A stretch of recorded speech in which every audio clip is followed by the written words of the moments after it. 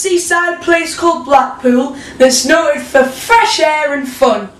Mr. and Mrs. Ramsbottom went there with young Albert, their son. A grand little lad was young Albert, all dressed in his best, quite a swell. He'd a stick with an horse's head handle, the finest that Woolworths could sell. They didn't think much to the ocean.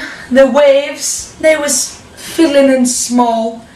There was no wrecks, nobody drowned. In fact, nothing to laugh at all. So, seeking for further amusement, they paid and went into a zoo. There were lions and tigers and camels, old ale and sandwiches too. There were a great big lion called Wallace. His nose was all covered in scars. He lay in somewhat a somnolent posture, with the side of his face to the bars. Now, Albert, he'd heard about lions. He'd heard how they were ferocious and wild.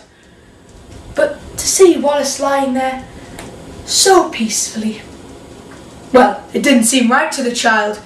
So straight away, the brave little fellow, not showing a morsel of fear, grabbed his stick with an horse's head handle and pushed it in Wallace's ear. You could tell that Lion didn't like it, for giving off kind of a roll, pulled Albert inside the cage with him and swallowed the little lad whole. Now, Pa, who had seen the occurrence, he didn't know what to do next. He shouts, "Ma, your lion's at our Albert!" Ma says, "I am vexed." So Mr. and Mrs. Ramsbottom, quite rightly, when all was said and done, they complained to the animal keeper that a lion had eaten their son. The keeper was quite nice about it. He said, "What a nasty mishap. Are you sure it's your lad he's eaten?" Pa said, "Am I sure? There's his cap." Ma said, "That's right, young fella. I think it's a shame and a sin for a lion to go and eat our Albert after we've paid to come in." So the manager had to be sent for. He came and said, "What's to do?" Pa said, "Your lion is at our Albert. Him and his Sunday clothes too." The keeper didn't want any trouble. He got out his purse right away.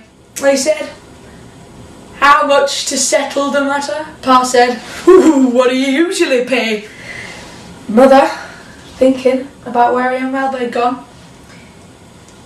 "Nope," she said, "someone's got to be summoned for." So that were decided upon. Round they went to the police station in front of the magistrate chap, showed him what had happened to Albert, proved it by showing him his cap. Magistrate gave his opinion. He said, no one was really to blame. He said that he hoped that Mr. and Mrs. Ramsbottom had further sons to their name. At this, Mother got proper blazing.